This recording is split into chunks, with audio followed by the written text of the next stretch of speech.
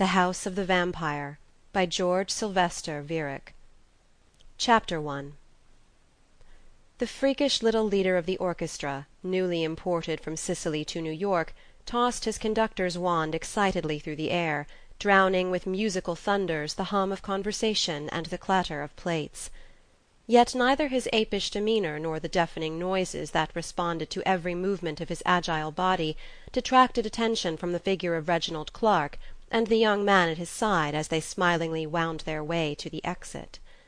The boy's expression was pleasant, with an inkling of wistfulness, while the soft glimmer of his lucid eyes betrayed the poet and the dreamer. The smile of Reginald Clark was the smile of a conqueror. A suspicion of silver in his crown of dark hair only added dignity to his bearing, while the infinitely ramified lines above the heavy-set mouth spoke at once of subtlety and of strength. Without stretch of the imagination, one might have likened him to a Roman cardinal in the days of the Borgias, who had miraculously stepped forth from a time-stained canvas and slipped into 20th-century evening clothes.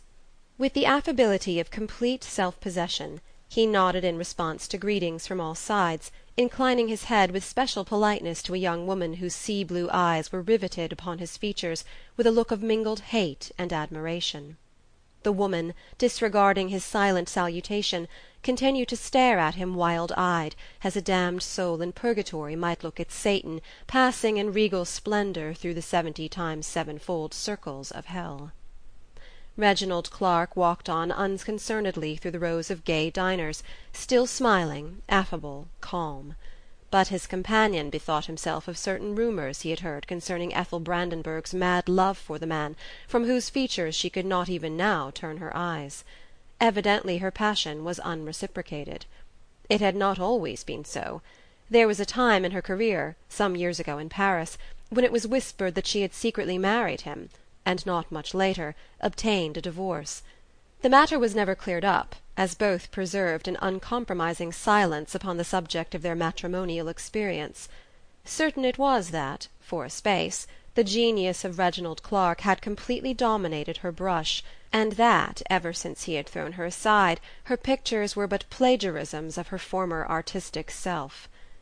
The cause of the rupture between them was a matter only of surmise, but the effect it had on the woman testified clearly to the remarkable power of Reginald Clark. He had entered her life, and behold, the world was transfixed on her canvases in myriad hues of transcending radiance. He had passed from it, and with him vanished the brilliancy of her colouring, as at sunset the borrowed amber and gold fade from the face of the clouds. The glamour of Sample complete.